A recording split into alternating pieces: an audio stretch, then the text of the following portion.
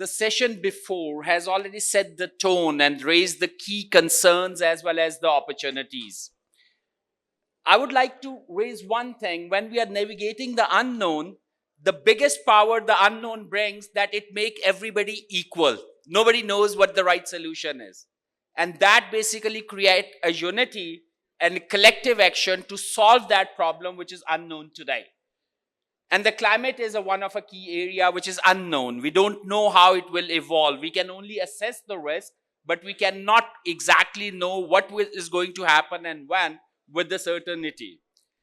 And the disasters which we have seen in the past, they were of such a huge magnitude that the losses which we have suffered in a different part of the world, we don't want that to happen again.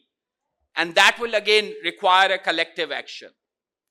And just picking up a couple of things, Madam Aisha, Secretary, raised that they want to make Pakistan as a part of the delivery center for the climate one. So while we are working as a SpecTrico has a delivery center in Pakistan for climate and working for US, Europe, and Middle Eastern clients. Similarly, the capacity building, the talent which we are using here is developed in Pakistan by using the content which is created in Pakistan, and now they are advising the governments, investors, and the businesses around the world. And picking up on Pakistan specifically, like under the current situation, and I'll start with you, Dr. Samuel. Being a part of the International Development Agency and Musaddiq Malik, Minister, MOC, Ministry of Climate Change, he raised one concern that how the development agencies are contributing. He thanked them as well, and he also raised one of a concern about whether it's going to be another industrialization policy going forward, how UNDP is going to work in Pakistan or working in Pakistan and addressing those climate vulnerability, keeping in mind that what is our background and what are our opportunity and constraints. So what are the key initiatives UNDP bringing which is which can help address the climate vulnerability of Pakistan?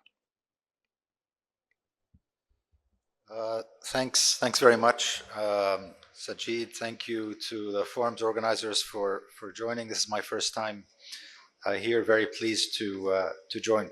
So maybe I'll share a couple of things and then speak a little bit about UNDP because I think it builds on the previous work. The idea that something catastrophic may or may not happen, I think the likelihood of something happening is more likely than not. So often in relation to climate change, we talk about when, not if. And Pakistan particularly is prone to many different things. I think we heard that earlier: flood, drought, tsunami watch, earthquake watch, many other things happening. So I think more and more the discussion should be about prevention and preparedness than it is about recovery. And I think that's where the discussion that we are having today is really quite important in light of the global changes that are happening, whether they relate to finance or global policy and other. I think for Pakistan, it is astounding and perhaps a lesson learned that in one single event, you can lose about 2,000 lives, you can lose $30 billion worth of loss and damage, future, you can lose 2 million houses, 2+ million houses. But this is the same Pakistan which over the last 1.5 years has had a remarkable turnaround from the brink of default, financially speaking, in just about 1.5 years to where we are now, sustainable. And I think it is important to realize that there's a particular difference between where sometimes Pakistan appears financially and some of the broad and important and critical messages and some of the realities on the ground when you talk to people either who are continuing to be vulnerable to climate change or poverty, etc. And I think there are some of these discrepancies that need to be bridged to a great extent.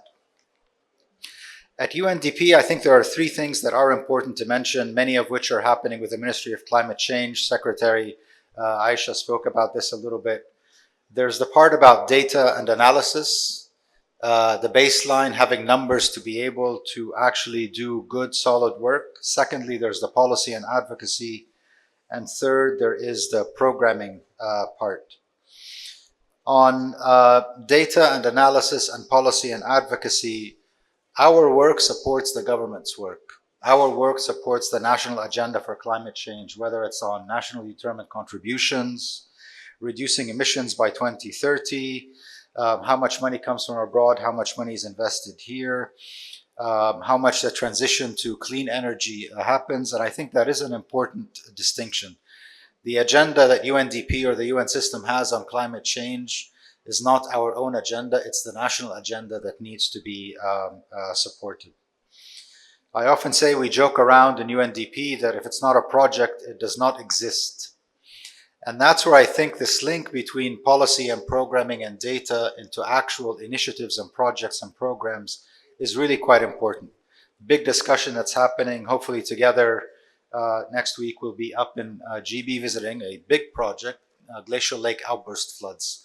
6 or 7 years running, and it's a critical program for the lives and livelihoods of everyone living in the north. And this is just one programming that I think is important because it symbolizes almost everything that was mentioned earlier.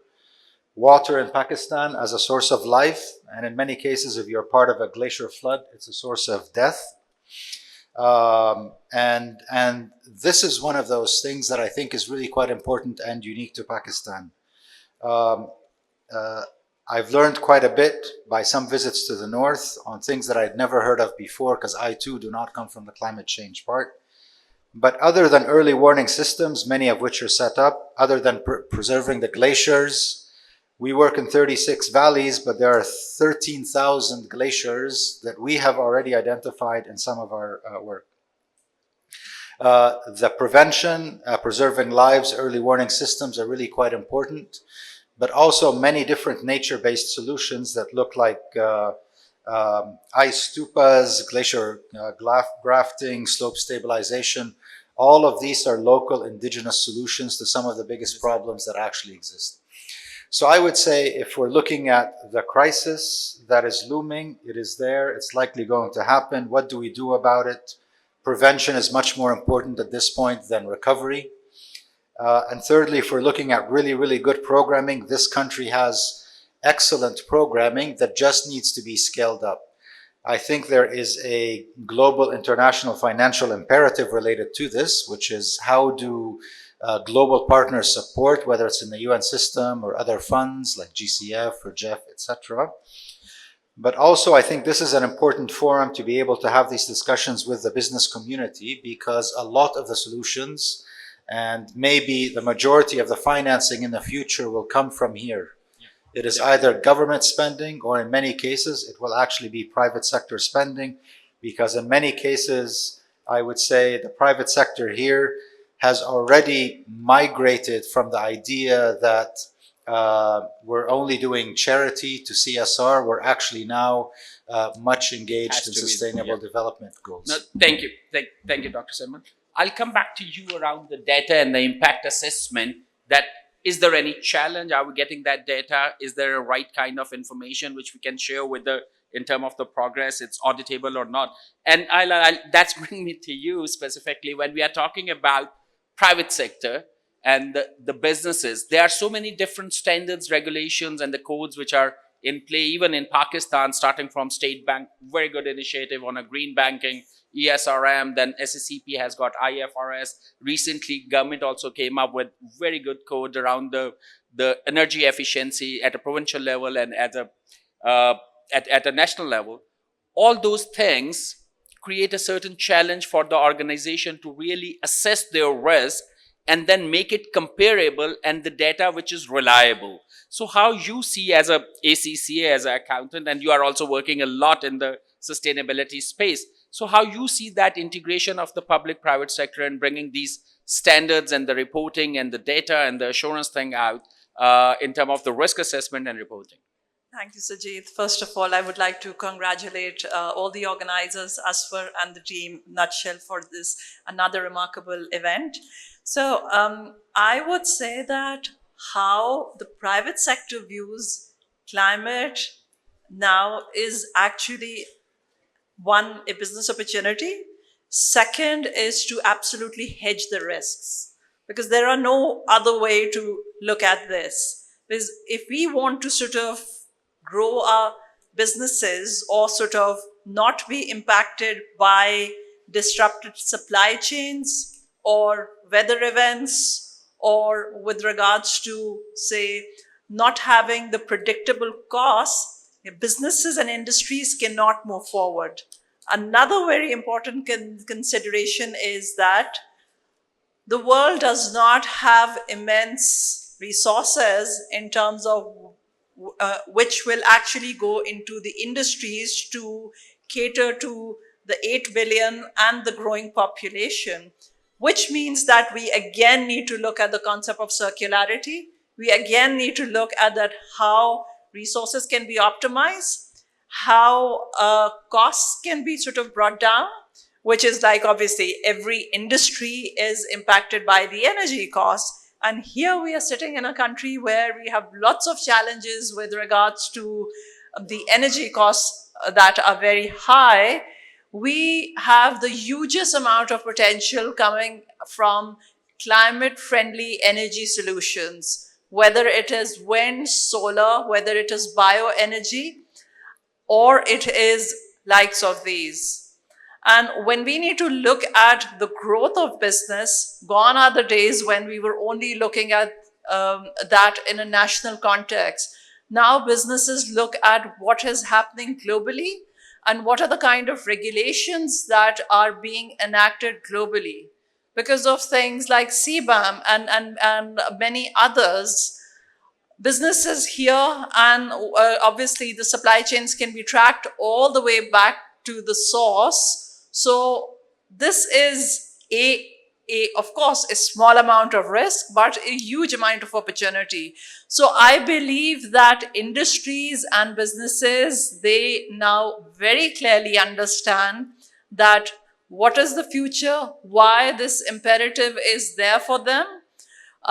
There is, when we look at any of the industry, whether it is the manufacturing sector, whether it is the supply chains, whether it is the services, and within the manufacturing, we have various industries. We have the white goods sector, we have many other types of manufacturing, of course, looking at the export-oriented manufacturing, textiles, of course, being one of them. When we look at the food industry, I know this conference is majorly supported by one of the food sector majors. All these companies, they are vulnerable to the rest of climate. So I think there's a lot of linkage, the business and industry linkage to the climate, energy and minerals. And now in Pakistan, we are on a transformational sort of path for developing our mineral resources. Pakistan is one of the biggest reservoirs for copper. Copper is needed for energy transition. Copper is needed for climate resilience. So I actually see this personally, of course, as a huge opportunity. And my take on this is that the level of awareness that businesses have, and using the right kind of tech, AI-driven analysis, I think there's a lot of predictability that can happen. So I think in a nutshell, it is actually an opportunity. Thank you, Ayla. And I think all these reporting standards and the regulations which are evolving right now with the consultation, that help us to bring this risk out and also look at the opportunity side, like you rightly mentioned, that where the opportunities are also coming out. Sadi, coming to you, coming from the K Electric, and I'll pick up something which Justice Aisha was talking this morning very specifically. Narrative building. She stressed a lot this morning that unless until we build the narrative right, it's very difficult to really get everybody along on that journey. And you are coming from a communication side, and you have got such a great story coming from K Electric, from a grassroots level, and you have worked at a level where at least a distribution company never thought about it, right? How we can bring that narrative out, and how we can really talk about something which Ayla picked up, that how we can conserve energy and getting into the energy efficiency side of it, as well as taking care of our community and making sure the people are doing things ethically, whatever they are doing, and how this narrative can be built not only as a communication tool, but as a tool which can generate the systemic change within that community where you are operating. So, thank you. And I think this was probably Justice Aisha's first such public appearance. I think everybody in the hall is rooting for more. So, want to thank us for a nutshell for making that happen. On the communication side of things, and don't get me wrong, I think um, climate change, the narrative has been around for quite some time. And we've got the Kyoto Protocol, we've got the Paris Agreement, it's 10 years done, we've got multiple more COPs. I think one happened in Dubai, one in Azerbaijan. I genuinely and honestly feel that this needs a rebrand. We've got the policy makers. I mean, they're not entirely on board yet, but they understand what the ask is. We've got, some sensitization, and there's policy driving, but the journey to the grassroots, it requires a massive rebrand. I mean, you can plan all you want on how you will save water and how you will conserve electricity, but if the bottom end user doesn't understand it, you've lost the plot. Climate change narrative, I mean, when it comes to user conversion, it has to be fun, it has to be localized, it has to be humanized, it has to be a brand that people own and adopt. And that's something where businesses can take a lead. We've done some programs at K Electric. So one of our biggest challenges is around urban infrastructure, and that comes with safety issues. There is excessive stress on the grid, and there's also loss of life due to safety. So we ran a door-to-door program, and then you have to root it in the local dynamics. Majority of my workforce is men. My operational timings are 9 to 5. When my staff goes door knocking, guess who opens the door? Well, they don't always open the door, they just say, go away. So we need to create that relevance. So we onboarded 50 women. They're now a 200 strong community. They've won global awards. They have touched almost 1 million households, saved hundreds of lives, and educated so many people. Just a cohort of 200 women reaching out to 1 million people and telling them, the dangers of using electricity improperly, going to schools and teaching our youth. I learned very early on in my career, if you want to save today, you can spend a lot of time convincing adults, but children are a lot more receptive. I think a lot more logical also. So we need to go to schools, and we need to create that sustainable leg of interaction with this population. I don't know how many were around in schools when there used to be this curriculum. There was this civic sense used to be taught in schools. It's no longer taught. Yeah, it's not. I think it needs to come back, and it needs to come back with vengeance, but guard in how climate change affects people. Sajid, the sad reality is that a lot of people still think that, it's not my problem. It's really not my problem. But we have to cross that bridge. So that narrative building that Justice Aisha ji talked about, I think that will be the key to unlocking critical momentum, which at this point in time, I mean, we've got businesses on board. Ayla very rightfully said, businesses are very quick to spot opportunity if they see that this is going to sort of minimize their risks. A lot of them are using it to cut back on costs, and there is significant cost saving. We've seen that as well. We've deployed a lot of digital communication. So, I mean, I have 500,000 users now going on to e-bills. I mean, that's that many less. I have to send out a bill every month. So you can imagine the amount of paper being saved. Somebody has to go and deliver that bill every single month. these things add up. So there is significant saving. The business case is there. So businesses will not have difficulty getting on board, but we have to make climate change consciousness exciting. And if I have the liberty to say sexy. Now, I think very rightly pointed out. I think there are two, three things where you highlighted very in a very elegant way. Business case is an important thing. If the private sector has to mobilize, they should know that what and when they will make money or what risk they are avoiding, so what they are saving in that thing. And then you talked about the narrative, and it has to be humanized. We talked a lot in these sessions and sometime online around the NDCs. How many people are familiar with what is NDC, number one, and what's in it in Pakistan? Can you raise your hand? NDCs, if you know what it is, and number two, what's in it? Very few. So, Madam Secretary, that gives you an opportunity, and I think we raised that in a earlier session as well. NDC can't be delivered publicly. Private sector has to be mobilized. So they should pick up their sectors and initiative. And by the way, I'll suggest everybody go and read NDC. It's a lovely document. There's a great progress, and there are great initiatives which private sector can really leverage on. And their policy and support structure exists there. It's just the public and private sector engagement, and like Sadia picked up, make it easy for the business to understand where the opportunity. Don't tell them where the risk is. They will be scared. So just tell them that where the opportunity is, they thrive on that.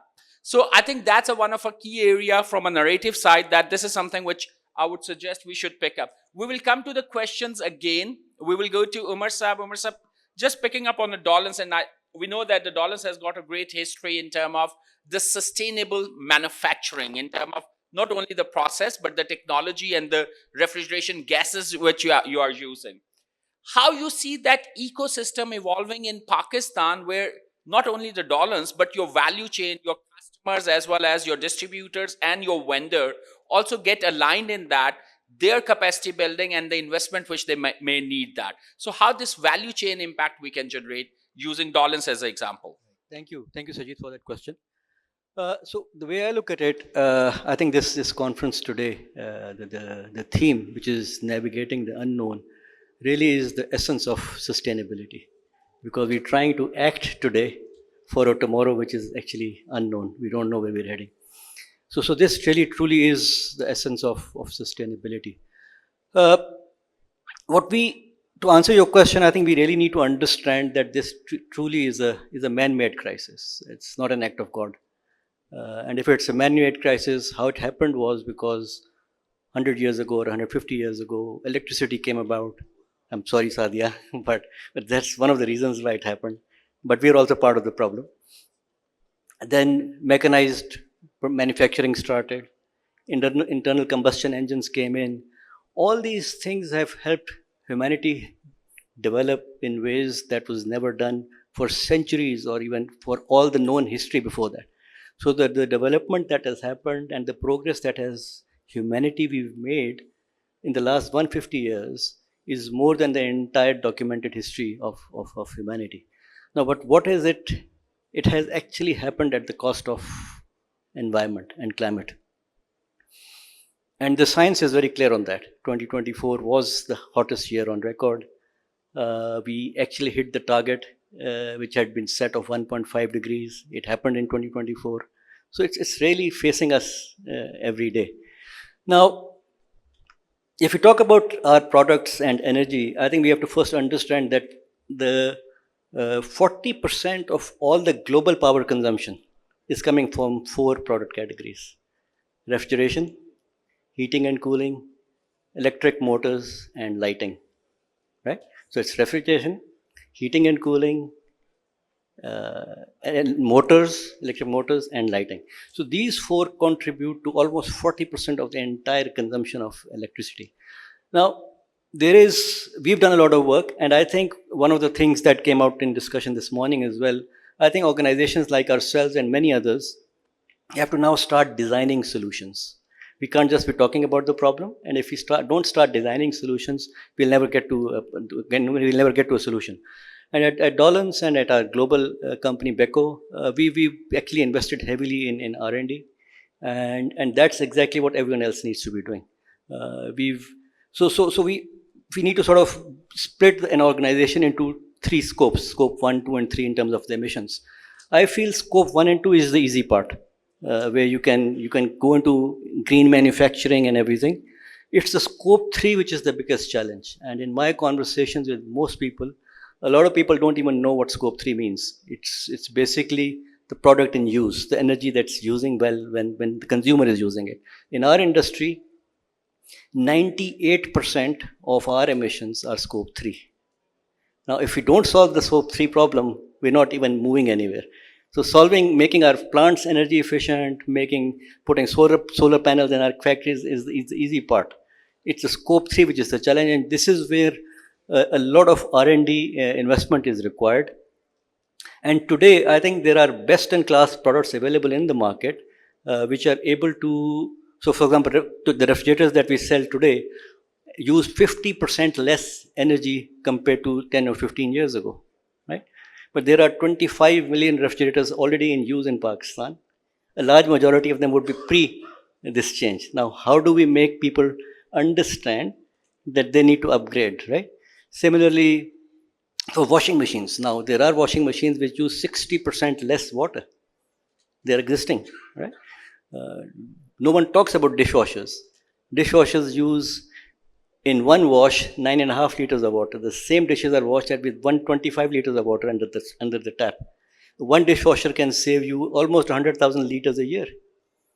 Right? So when you start adding all things up, so my point is that through R&D, through innovation, all these products out there now, best class, and not now the challenge really is to how do we educate the consumers. We're running a campaign. We're talking about building better habits at home. We're trying to educate our customers to understand the sustainability side of the products as well. So the new products that are going out are obviously very sustainable, but the problem is the ones that already exist. And in our industry, the change cycle is much longer than most other industries. So people will not change that easily. So that really is the challenge. But we need to be committed to that 1.5 degrees because now with the 1.5 already being hit, I've already started hearing conversations, let's move that to 2. I wear my 1.5 degree commitment on my chest every day to make sure no one forgets that we still need to be committed to 1.5 degrees. And I think every company and every industry needs to understand their scope 3 challenge and address that. I think definitely 1.5 is something which we are hitting, and 4 is something which already for some areas and cities is good. But I think the biggest thing which Dollars brought out, if you pick up that point, taking a responsibility for their product which is not used by them but used by the customer.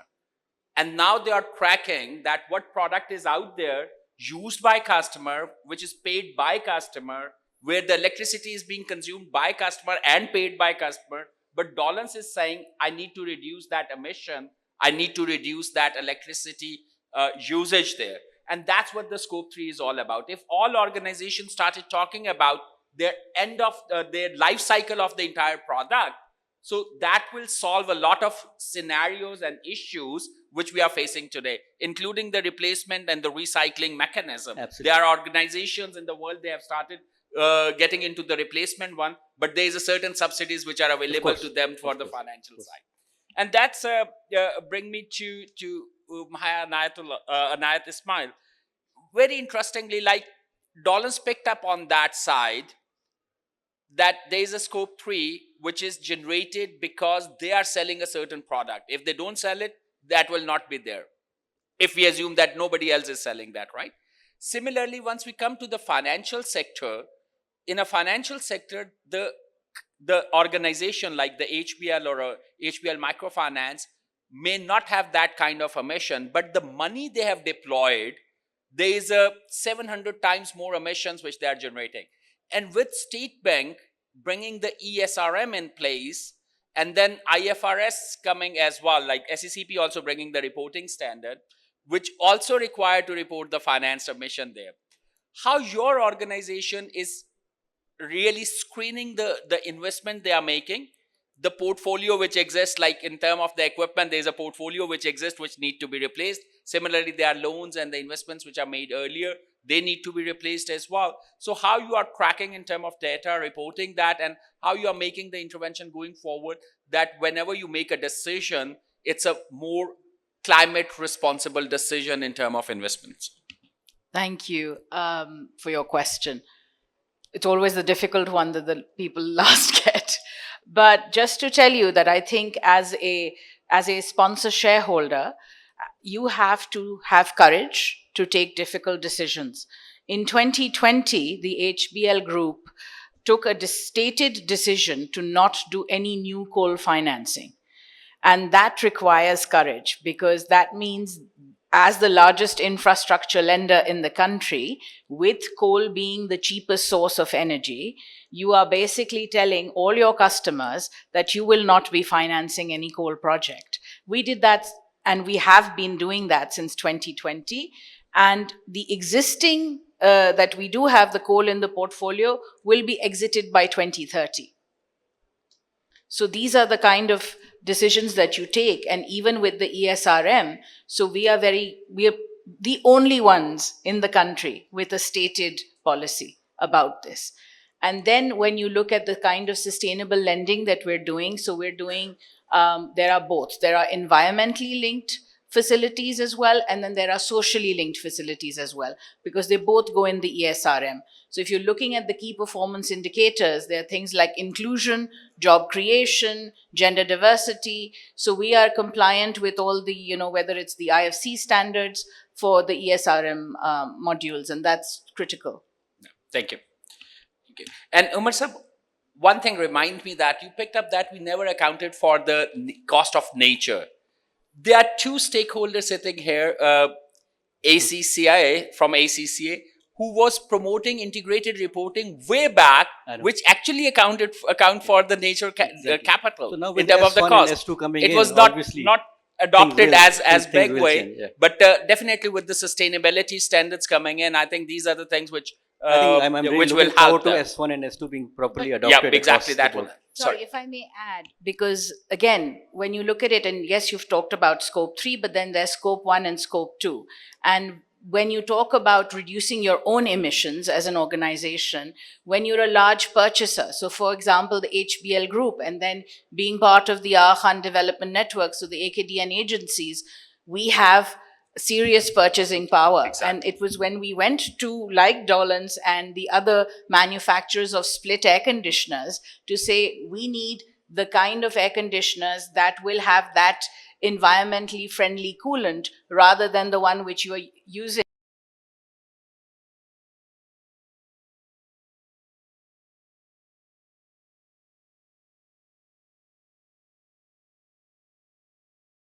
And even in the terms of the products and your customers, it's key. Just building on what Maya is saying, I think I see a big shift. When we talk to younger consumers, the Gen Zs of this world, so there is a very strong business case for commercial organizations Exactly. now. Definitely. The younger generation, when they go out to buy stuff today, are more aware about sustainability and environment, and are making their choices keeping More this conscious. into consideration as well. And I think the important point you pick up on a generation one, there is $68 trillion which is in an intergenerational transfer right now, which will happen in the next 6, 7, 8 years. And they are the biggest consumer and the influencer and the investor at the same time. Exactly. And they are the most eco-conscious. So if the businesses do not align themselves with the climate and the sustainability priority, so this is the amount which might exist with them today because of their previous generation. In the next generation, they are going to take it out. So be very, very careful how you really come and state your policy and act upon that. Another thing from a generation side, they do not believe in the conversation only. They want to see the action, data, analytics, assured information by the third party. They are born and raised in the era where there's a lot of fake news. So they need to really don't go with the opinions, they go with the data. So I want to pick a couple of questions from the hall before I start my next round of questions. Anybody, any question from the hall? This is Sayyida Asma Indrabi, donor coordination consultant with the Prime Minister AJNK.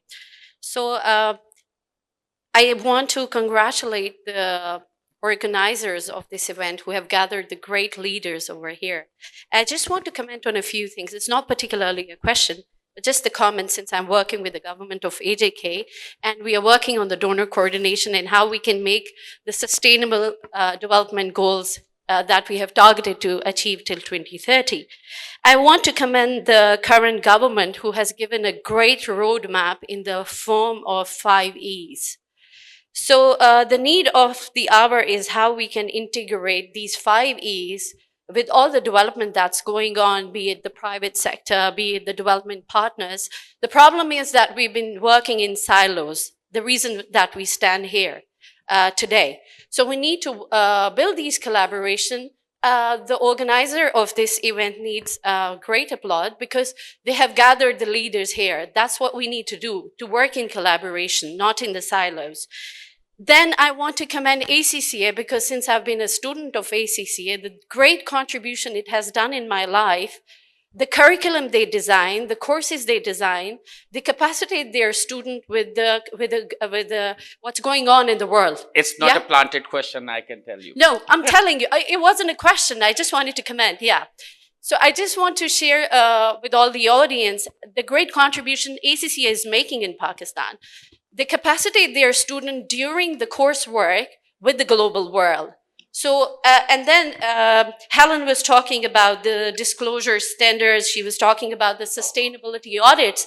That's what you make a part of a system, and then it becomes unavoidable. Yeah. A student who's studying in a degree, and then, you know, the standards that are in the real world, they make it unavoidable. So that's sustainability. So when you talk about environment and you talk about our society, I think so livelihood is the basic importance. Yep. And environment stands at the last. So what we can do as a government, as the people of the state, what we can do is like how we can integrate in the curriculum. The entry point is the curriculum, be it the schools or the universities or any. Well, thank you. I Thank think you so we have much, to sir. present- Thank you. But thank you very much for the great comment and the questions. There are certain suggestions. I think one suggestion I pick up, that the silo thing. I think that's what we have seen a lot. And my experience working with the other countries and the other businesses as well, as soon as you start reporting, you start extracting that information, that data start coming up, it helps you to build the narrative and create that visibility. And that's where the silo, we start collaborating more to make sure that now the visibility is there. So data is the one of a key area which is important to break those silos and bring people together, provided they want to work on the same collective action or initiative. Second part, Ayla, if you want to comment on the ACCA initiative or anything, you want to respond on that?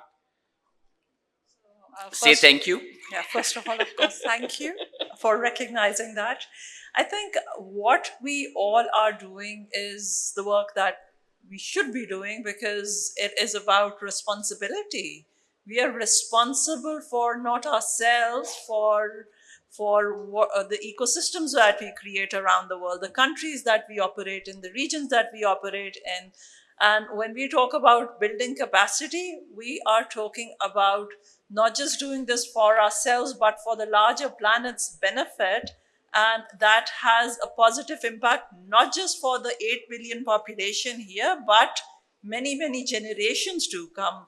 So, of course, ACCA has been a pioneer in terms of not just building capacity for everybody else, but internally looking at its own operations as well, applying SBTI, science-based targets, measuring its own emissions. In the last 3 to 4 years, in terms of how ACCA functions, it has greatly changed, and we are absolutely cognizant as to what is the need in terms of what the youth of the world needs in terms of future ready to address and to provide for needs of various sectors and regions and in industries. So we continue to evolve and work with all partners and stakeholders around the world, because we believe in stakeholder collaboration. Thank you, Ayla. Thank you very much. Dr. Sehgal, coming back to you, I think as a UNDP, you have got a lot of visibility in what's happening around the world as a UNDP, as an organization. And one of the feedback which keep getting from the climate fund investors, the people, even from a local financial institutions as well, that they are not getting the right kind of bankable project. Their investment gone in the projects, but they don't know the impact. The assessment is not quantified properly, or if it's quantified, it's not reliable. So I think a lot of questions from a climate and sustainability perspective, which led to a lot of greenwashing, fines and everything in Europe, that coming out from the data which we are using. And luckily, since 23 onward, there's a lot of standards and the frameworks which are available as a guidelines. So as a UNDP, number one, are you facing that problem, getting that data timely back to you, that what the project was and what the assessment? And number two, the data which you are getting, is it reliable enough that which can help you to make further decisions? Thank you very much. So maybe I'll mention a couple of things that both relate to data, and I'll say something about coordination. We affectionately refer to MOCC as MOCC, but we forget the other EC that actually exists, right? The EC is environmental coordination. And I think there's an interesting initiative that is happening as we speak between now and the end of June, where MOCC, led by the Secretary, and a number of donors, a number of ministries are coming together to develop specifically bankable projects that can go to a big and critical and important forum, Finance for Development Forum in Spain, late June. Could be the biggest finance and development opportunity this year, maybe for the next few years as well. Important also because we have 5 years to go for the Sustainable Development Goals. The numbers are not good, and the numbers are old. So some of the numbers that we all know by heart are actually quite old. This idea, for example, that Pakistan is on track to only achieve 35 out of 169 targets or indicators and Sustainable Development Goals is 2 years old. It takes almost 2 years or more to actually aggregate up numbers from the provinces, pull them together through the ministry, through planning, etc., and have an actual figure, etc. Another number that is now pretty old, it's at least 2 years old, comes from how much it would take the government of Pakistan to spend on Sustainable Development Goals so that it actually moves up in the organization. 16% of GDP, $52 billion, that's an old number. It must be more than that. So the challenge of data is that the world is moving much, much quicker than we're able to collect data and analyze it. Forget the collection and the analysis. It's only as good as a decision maker is able to do something about it. And this, I think, is where all of this pulls together into the reform agenda underway, economic reforms, the 5 E's, very catchy, an important part of the narrative: environment, empowerment, e-governance, education, etc., etc. It's really, really quite important. So the agenda for Pakistan over the next few years, I think, is critical and important. I'll just say 2 or 3 things that I think have now mainly turned from a nice talking point into a reality. One is what I've learned from the private sector here over the last year and a half since I've been here in Pakistan. I think the private sector in Pakistan has learned to do well and do good at the same time. So we're not talking about charity or CSR, we're talking about an alignment to Sustainable Development Goals as described by this panel, because sustainability is important, because inclusion is important, diversity is important. So that is one area. Secondly, we are still awaiting some big policy decisions and indications that I think will make a difference for climate change. State Bank is working on a green taxonomy. Why is that important? Because you can label everything greenwashing, you can label everything climate related, or you can actually identify particular areas that relate to water or energy or sanitation or even health and stunting or risk mitigation or risk insurance that I think make a difference. Otherwise, if you measure everything or you measure nothing, it won't really make a big difference. Thirdly, the discussion now around climate change, and I think this starts at least 2 or 3 years back, probably longer, is that we are no longer talking about climate change as something nice to have. A lot of the discussion now is about equity. It's about climate justice. It's about environmental justice. And I think this is the real narrative now that I think is really, really quite important because of the sense of inequity that actually exists. So aligning to SDG 13 is not the problem now. It's about 1 and 10 poverty and equity. It's about gender. It's about water and sanitation. And I'll tell you the third and last talking point, which I think is really quite important. Once an issue becomes a governance issue, like climate change becoming a governance issue, that I think is when it's taken more seriously. It's not a project, it's not an idea, it's not a pilot. It becomes something embedded in the structure and the planning of government. You have a plan and a policy and a law, and you have implementation, accountability follows. I believe if an issue is not in development, if an issue is not a governance priority or an issue, it's not going to be important. And I think for Pakistan, we have already moved in that direction where governance related to climate or the governance of climate, climate change, climate impact, etc., I think is really becoming at the heart of what needs to be done. No, thank you. Thank you very much.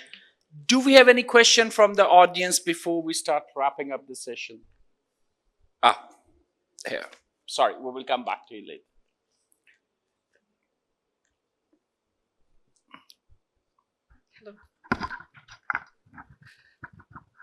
Dr. Shagufta Jabiya, CEO of Next Gen Impact Consulting. I work very closely with the university and college students on environment and some community-based initiatives. My question is directed to Dr. Samuel, because UNDP is very actively and purposefully involved in communities, rural and urban communities. How can young people from urban slums and rural towns be utilized or used for climate innovation, not only for climate awareness? Because we have to move towards innovation, and there's so many ways where we can involve more than 60% of the population. So what are your views on that? Thank you. So if you can take another question and then we start replying that. Can we get that question? Can we get Mike here? My name is Ahmed Kamal, and I'm kind of representing the 60% of youth. We talk about gender inclusion all the time, but we kind of exclude the youth, for example, for most part. And having worked closely with different justices, Justice Mansoor recently said that access to climate finance is a basic human right now. So I wanted to know the thoughts of the panel on in this regard as well. Access to climate finance is a basic human Thank right you. now. Dr. Samuel, innovation. Okay, so that's a simple question to answer. We work with JS Bank, also an accredited entity related to GCF, over the past year and a half, in a blended finance part. Very small money, I have to be honest. A little bit of money from them, 1/3 and 2/3 from us, and 2/3 from JS Bank, for a competition to actually get young innovators to basically present to a panel ideas for climate aligned projects and programs, and they can use that money for anything they like. It wasn't very big money. It was maybe $60,000 or $70,000. 100+ applied. 4 entities won. I visited 2 of them in Karachi, and this I think relates to the youth part as well. 2 entities, both being run by very, very young people and very ahead of the game. One you might know is Vlectra. Vlectra electric motorcycle, super motorcycles. 3 types: $1,000 motorcycle for delivery purposes, $2,000 motorcycle for anybody that wants to actually, have a little bit of an enjoyment, and $3,000 if you want something that looks like a Harley. They build the entire motorcycle here minus the battery. And interestingly enough, they are a profitable company, by a young investor who, instead of spending time on Wall Street, decided to come here, and they're using the little money that we have given them with JS Bank for research and development. Another one that I actually visited is in a slum area, and this is important, and I don't remember the slum part of Karachi, but their operation is right across from the areas where they collect trash and sort it, etc. They turn single-use plastics, like wrappers for chips and everything else, into bricks through a very interesting process that they actually have been offering now to Shell and other big companies. Young people, profitable, very interesting. So I would say there is actually no shortage of innovation in this country, but I do believe that there may be a shortage of finance to actually make the difference between good and great. And I think a lot of this finance will most likely come from the internal sources. And I know that there are constraints on domestic banks who lend a lot to the government. Everybody knows that. But maybe with some stabilization measures and freeing up a little bit of the debt return or interest return, some of that freed up money can actually go to innovators, because I think that there is enough innovation and energy and enthusiasm to be able to get that done. Thank you. So I think it's addressed your question, access to climate finance as well. There's a models and there are banks who are working. Anybody who wants to add that? Otherwise, our times is up. And okay. So thank you very much. I think great applause for our panelists. I think they have contributed a lot there. I think a couple of things if I wrap up everything. So number one, narrative building and stakeholder engagement. That's something which came out very strong. And if you have noticed that the people coming from the public sector, development sector, and the private sector, they are using a little bit different language. One is using SDG, other is using IFRS and ESRM. It's all linked though, but that's something where we have to create that capacity building, that what they are doing in under the IFRS, which is a part of SDG. So as a consolidated, we can do that part. Another part which came out is the data. If we really want to attract the climate finance and the continuity of the project, the information is important and the reliable data and timely. We are seeing the city governments who are going with the quarterly reporting rather than the yearly or 2 yearly reporting. So they are going with the dashboards which are very, very live, and those are also attracting the FDI, and they are reporting their environment KPIs on that side. Other area is the collective action, not working in a silo. And again, in the world which we have seen, if there's enough data and infographics available, so people start seeing that, believing that, and collaborating.